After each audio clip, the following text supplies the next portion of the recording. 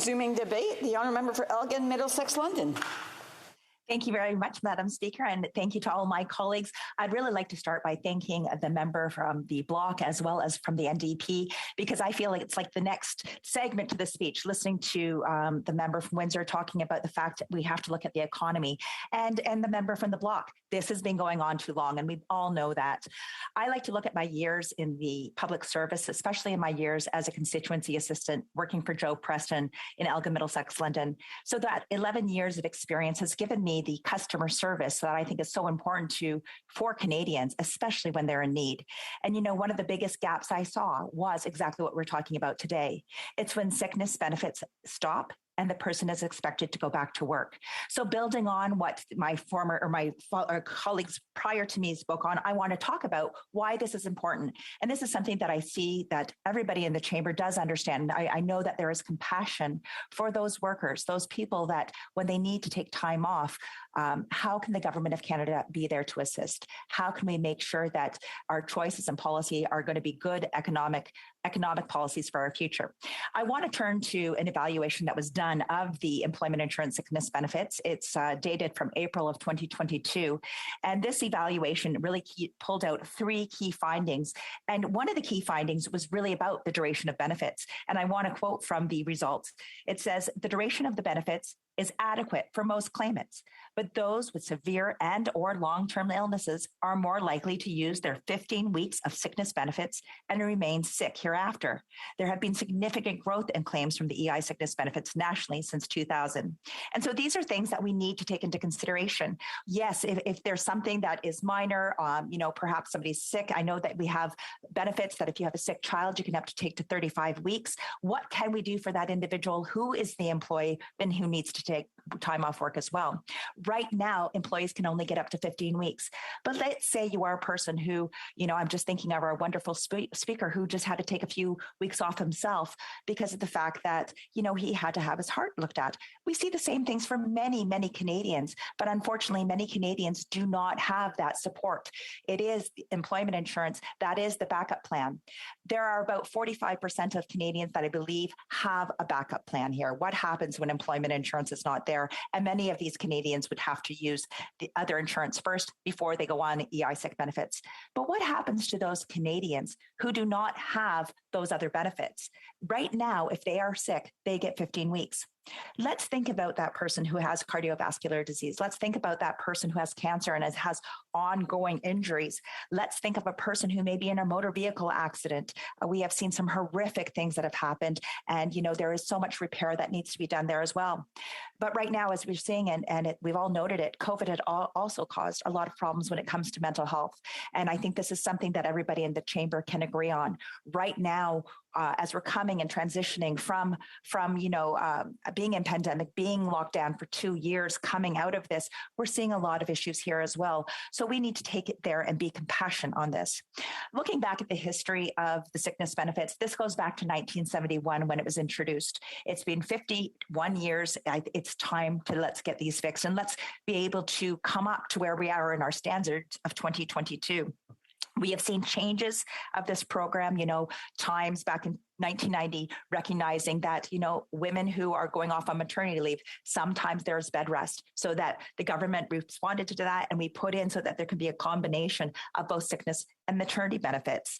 I think of some other great things that were done for self-employed individuals who wanted to be able to have these types of benefits and didn't have private insurance. They can now go through the government of Canada and there is employment insurance for sickness benefits there as well. That is really, really important. And we know that a number of years ago that there was a reduction in hours from 700 down to 600 hours. So we have seen that over this last 51 years that the program has changed, but we continue to need to modify this to ensure that we're getting things done right. My colleague, I'm really proud of the bill that he has put forward, expanding this sickness benefits from 15 weeks up to 52 weeks. This is a really great thing for those people, like I said, who have cancer, who are having to go and, perhaps it's surgery this month, but next month it may be having to deal with all of the chemotherapy and radiation. Perhaps after that, there are different things that need to be there too. So 15 weeks in many times does not provide enough time. Refer referring back to this evaluation that was done in April of 2022, I also want to talk about a statistic shown here that out of the people that were surveyed, 45% did not return to work by the time that they were supposed to. So there's issues here. About 55% of the respondents who had exhausted their claims were able to, but there's a whole gap here, people that were not able to go back to work. And the average length of treatment for things such as breast and colon cancer, two of the most commonly diagnosed cancers, that ranges anywhere from 26 to 37 weeks. So currently, if we're looking at the benefits that would be coming from the government of Canada, you'd be looking at 11 weeks, a minimum of 11 weeks not paid. So think about that. Think about the stress that a person is already going through, and think about the stress that it has on that family as well. One thing that the government of Canada can do is help take away some of that financial stress. We know that this is not going to make you rich. This is not a program that makes you rich, but does provide some benefits to help you during those difficult times. So taking that 55% of your earnings and increasing it over a time span of 52 weeks would be much more beneficial. These are the things that I think is really, really important that we look at.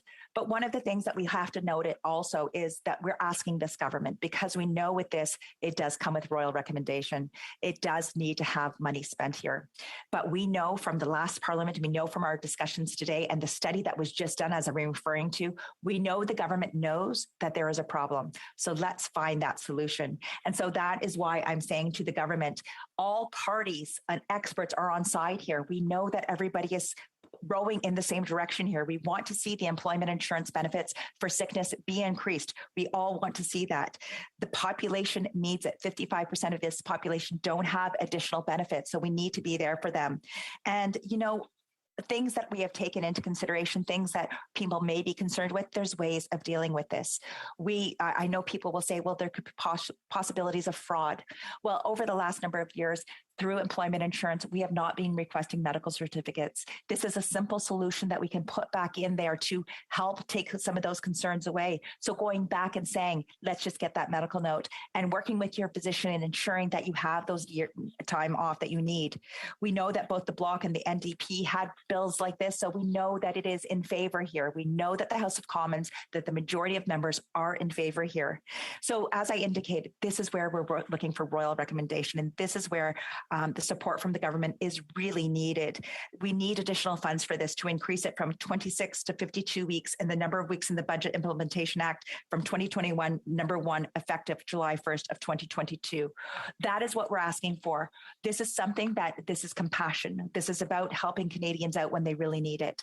The PBO has come out, the Parliamentary Budget Officer has come out on this. Yes, this would be a cost to the government, but as the speaker previous to me from the NDP noted, this is good for the economy. We see everybody from Canadians, not only the employees, but the employers also saying this is something that we should be doing. I want to reflect back on those people and let's look at the person that is coming to your office to say, I've exhausted my benefits, but I cannot go back to work. Many people do try to go back to work. There is a lot of financial concerns. As I indicated, you're only receiving 55% of your benefit in the first place. So if you're only receiving 55% of the benefit, all of those bills could and will continue to pile up. So making sure we have it for that longer period of time is really positive. So let's do that.